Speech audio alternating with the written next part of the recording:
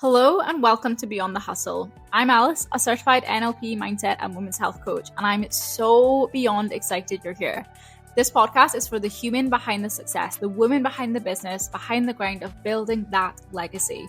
Here we dive deep into mindset, rewiring your subconscious mind, nervous system regulation, and energetics. Basically everything that helps you feel grounded and grow sustainably. Whether you're feeling stuck, overwhelmed, burnt out, or ready to step into your next level of success and self, this podcast will give you the tools, insights, and shifts to help you move forward with clarity, calm, and conviction. So if you're ready to stop hustling from fear and finally build success that feels as good as it looks, you're in the right place. Welcome to Beyond the Hustle. Hello, and welcome back to Beyond the Hustle podcast, the podcast for building the human that you are behind the business and behind the success. I'm going to dive straight in today's episode because we're looking at how to rebuild after a setback. And there's a lot that I want to say on this, but the first thing I want to say is that I think especially now in business and people when they, first go self-employed, when people are first starting their businesses, I think it's so easy to assume that you're not ever going to receive a setback and you're not ever going to make a mistake or nothing's going to go wrong. And I think there's a couple of reasons for that, but one of them is that people are so quick to compare to the 1% of other people's success and other people's lives. And we see the highlight reels, we see all of the wins that people are sharing, but you don't actually see the setbacks and that people are moving through. And it's very rare that a lot of people are very open about the setbacks. And, I feel like that brings in this unrealistic expectation that nothing's ever going to go wrong. And of course, then as soon as something does go wrong, or you receive news they didn't want to receive, or you receive a setback, or a client leaves, or whatever it may be, it's like the worst thing that could have happened. It becomes catastrophized and it becomes even bigger than it actually really in a way should be. And that's not me downplaying setbacks, but it's me saying that by not allowing setbacks to also be a part of the journey, of course they're going to feel like bigger roadblocks than they actually are. And I kind of want to start this by sharing a little bit of a setback that I moved through last year that I did not predict, I did not foreshadow, I did not assume was going to be on the 2025 bingo card, but ended up being the best thing for me possible. Because 2024 was my biggest financial successful year yet. Had the most financial freedom, was working with the most clients, was traveling the most I ever had. I basically had my vision board tick, everything on it ticked, right? And I came into 2025 assuming this year is going to be the same. It's going to be 2024 2.0. It's going to be more travel, more success, more financial freedom, more of this, more of that, right? And then come April, my income dropped by 50% overnight. And that was by a decision that I wasn't in control of. It was something that I wasn't in control of. It was something that, again, I did not foreshadow, I did not predict, I didn't see coming. But just like that, my career flipped, my career changed.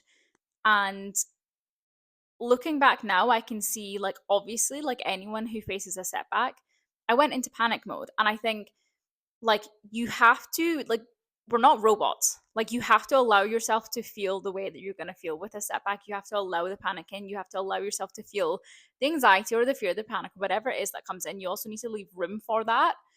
There's no point in pushing to the side for it to just come up later and heighten and take over. And immediately I did definitely go into panic mode, but I also underneath that and on the flip side of that knew it was exactly what I needed. And some people might say that this is toxic positivity or I'm too optimistic. I've been told this many times in my life, but I always believe that life is happening for us and not to us. And so I'm the kind of person that believes if I'm going through a setback or if something happens and it's not exactly how I wanted it to go or whatever it may be, I always look on the bright side.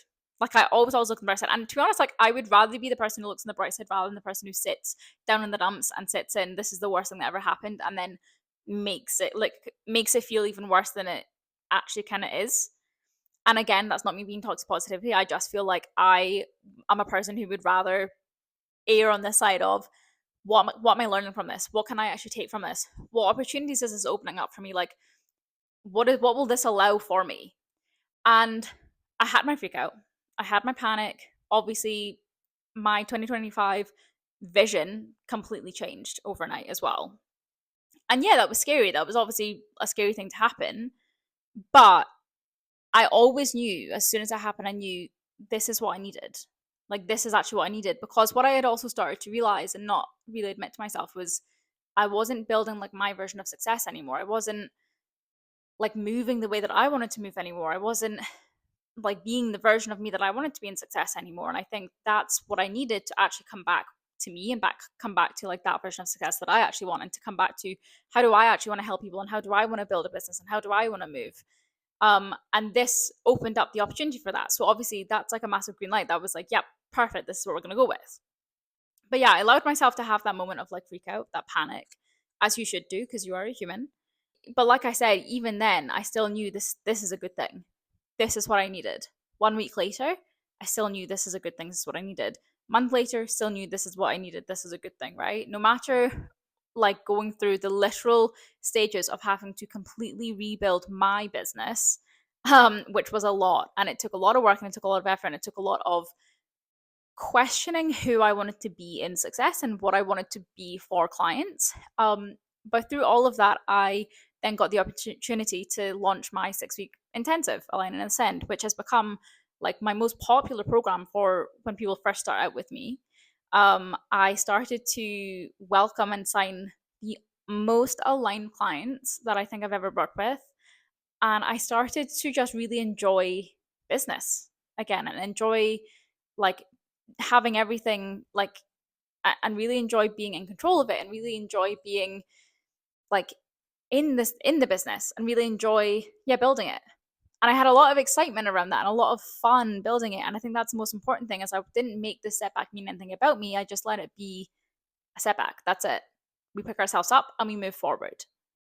And I think that's what I want to look at with you guys in terms of like rebuilding after a setback, because I know 2025 was like year of the snake and whatnot, if you will. But Year of the Snake finishes in February, I'm pretty sure. So like, yeah, it's February 16th. So Year of the Horse starts February 17th. So like you might still be going through that shedding. You might still be going through, some things that are changing that are in line with Year of the Snake. I'm obsessed with Year of the Snake mentality. But I want to look at like how you actually rebuild after a setback. I can guarantee you there's been times in your life where you've received a setback, where something has happened, whether it's in your control or you're not in your control. Something happens and you make it mean something about you. You've made it mean that you're failing. You've made it mean that you're an imposter, that you're not good enough, that you're not doing enough work, that you have to put more time in. You have to do X, Y, and Z and sort of the thing, right? I've had so many clients when a client drops off or a client doesn't respond back or a lead doesn't respond, a lead ghosts them and they think, oh my gosh, what have I done wrong? What have you done wrong? Why does that have to mean something about you? Why can that not just be that this client is leaving because something's happened for them or because they're not willing to put in the work or whatever it might be? Why? And the same with lead ghosting you. Maybe can it not just be that it's not the right time for them to invest? Can it not just be that they are waiting for that time to be like, this is it, this is my chance to jump in and actually change my life and actually do the thing? Like, why does it automatically have to become something about you? But I'll tell you why. It's because you've not allowed room for setbacks to occur. And again, I see this so much with people who are just starting in business. Oh, it's going to be so easy because it's so easy for everyone else online. No. So as soon as it starts to feel a little bit harder than you assume it should be, it becomes something about you. Oh, I'm just not lucky. I'm not cut out for this. It's too much for me. Like, or I'm too much for people. Like, people don't like me. That feeling of rejection, feeling disliked, not feeling supported. Like, let's actually pull back from setbacks meaning anything about you and actually allow them just to be a setback. And I'll tell you why you want to start moving in line with that, because the moment you start making setbacks mean something about you, you're going to react to that feeling. So let's say, for example, a lead ghosts you and you feel rejected and you feel like, oh, they don't like me, or I've done something wrong. I can guarantee you're probably going to then start moving in line with protecting yourself from further rejection, from further feeling like you're disliked, rather than moving in line with the business you want to actually build and the leads that you actually want to sign, right? The amount of clients, again, that like avoid doing DMs, avoid doing outreach, or avoid even selling their service because they're afraid of that rejection because, oh, well, no one ever responds, or no one ever clicks the sticker, or no one ever does my inquiry form. And it's like, okay, because you've maybe sold once when you could have sold 10 times. And like, you could sell 10 times, you might get 5 no's or 8 no's, let's say, but you might get 2 yeses. If you don't allow yourself to sell the 10 times because you've only received 1 no, you're not going to build a successful business, right? Because you're making that like setback and that feeling mean something about you. It's the same way that if I last year received the news of like, yeah, my career is changing, I'm going back self-employed, like, well, fully self-employed, I so easily could have been like, holy crap, this is the worst thing to happen. I'm going to sit down in the dumps and think, this is terrible. What am I going to do? And just sat in that. Or I could have decided, what am I actually going to do, and go and do it. The setback only means something if you allow it to mean something. And the setback's only going to be a setback if you allow it to actually set you back. So if you're the kind of person who, whenever you receive a setback, you run and hide, or you retreat, or you switch up your strategy and switch up what you're doing that day, or you pull back completely, that's your problem to work through. It's not your strategy. It's not the leads that you're moving with. It's you. It's how you're showing up and how you're moving through the setbacks. That's your problem, and that's what's holding you back. Because let's be honest, like, setbacks are going to happen. It's unrealistic to assume that they're not going to happen, but the setback isn't the actual problem. And again, I'm saying that without knowing what setbacks you've gone through, but bear with me, the setback isn't the problem. It's your desire to self-sabotage and self-destruct because of a setback that is the problem. Because as soon as it happens, and again, if we're assuming that setbacks aren't going to happen, as soon as it happens, we go into self-destruct mode, right? Because that protects us from feeling that setback again, from feeling the embarrassment, the disappointment, whatever it may be. So you do not need a new strategy. You do not need to never receive setbacks. What you need is to actually build up like the strength, the courage, the willingness to actually move through setbacks without making it mean anything about you.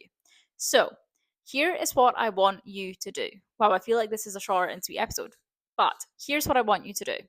I want you to do 3 things, and these 3 things are going to allow you to move through your setbacks quicker. And bear in mind, like, the first time you go through a setback, you might still want to move in line with self-destruct mode, but I want you to trial these 3 things, and each time you do them, are going to get a little bit easier, by the way. The first thing I want you to do is something like physical.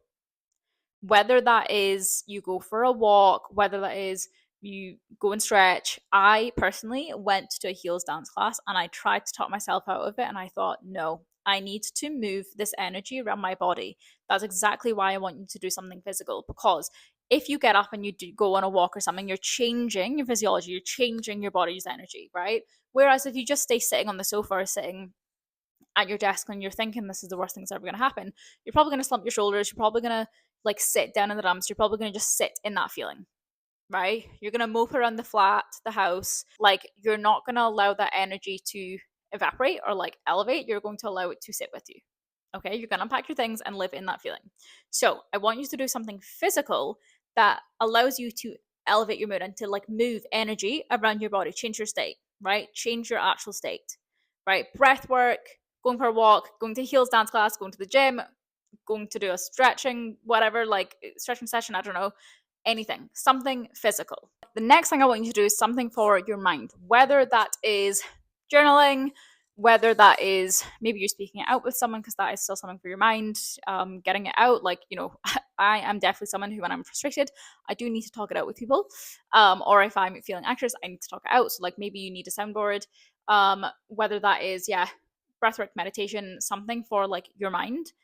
Do something for your mind. Even listen to a podcast. That's something that's going to calm your mind. Whatever is going to allow you to calm what's going on up here, I want you to do that. So you're going to first change your state, then you're going to calm your mind. And the third thing you're going to do is something that's aligned with your vision, not with your setback. Okay, I'm going to say that one more time. Third thing you're going to do is something that's aligned with your vision and not your setback. So an example of this, right? Let's take me for an example, right? Last year, I so could have easily been like, again, worst thing in the world to happen, I'm going to go on and look at jobs. I'm going to go and look at for part-time jobs. Here's what I did instead. I looked at, what do I actually want to build? What programs of mine do I want to maybe bring back that I've had in the past? What kind of person do I want to work with now? Like, what is it that I really love working through and working with clients on? And like, how can I bring that out? I started looking at, okay, what vision am I building? I know my vision. I know like the kind of success that I do want to have. I know where I want to be. So let me build towards that. Right. And I'm not saying there's anything wrong with having to look for a job. However, like for me, I knew that I didn't actually need to. I was very capable of moving through what I was going through. And that was me realigning with that vision and not actually the setback. That all of that allowed me to move through the setback so much quicker. Like so much quicker than I thought that I would have in the past. Because in the past, if something like that had happened to me, like not to me, but like for me a few years ago, it would have felt like the worst thing possible because I didn't know what I know now. And I also, like, again, still was an optimistic person, but I wouldn't have known, like, okay, I should change my state. Like, oh, I need to go and do things for me and I need to like look after myself and I need to like feel the feeling. But I would have just been like, push it aside and then live in it, right? Because pushing it aside often causes you to then live in it because you're trying to neglect it, right? And so, of course, like it would have taken me longer to actually move through it, whereas it took me, not long to actually realize this is a good thing for me and to actually move through what I was going through. So, what I want you to do the next time that you feel a setback, the next time you hit a setback, the next time something happens that isn't in like your bingo card for the year or for the month or for the day, something physical, something that changes your state, something that moves energy through your body, something for your mind, something that calms your mind, calms your nervous system, allows you to come back to the present rather than, oh my God, look at all the things that I'm predicting, look at all the stuff that's going to happen now because of this.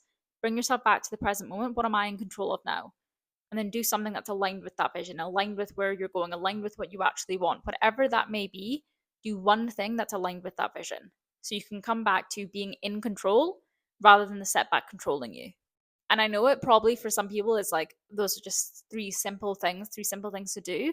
Harder than it seems when you're going through a setback and you want to just self destruct and you want to just go and hide in your bedroom and you want to just shut the world out, right? Like, because sometimes that's how we feel, right? Let's not deny that. But I can promise you, you're going to feel so much better the more that you do this. And yes, they are simple things. They don't feel simple in the moment, but they are such simple things to pull you out and give you perspective and zoom out of, this is not the worst thing to happen in the entire world. And what am I actually in control of? And the more that you allow yourself to be in control of how you feel, how you move, how you act, the more you're going to build that vision for yourself rather than build a vision out of fear and out of anxiety and out of panic, which is going to lead you to more setbacks, let's be honest. But short and sweet episode today, but I hope that you enjoyed this episode. And just remember that no matter the setback, you're always in control of more than you know, and you definitely have the power to move through it. So believe in yourself, and I hope you have a lovely day, and I will catch you in next week's episode. Bye.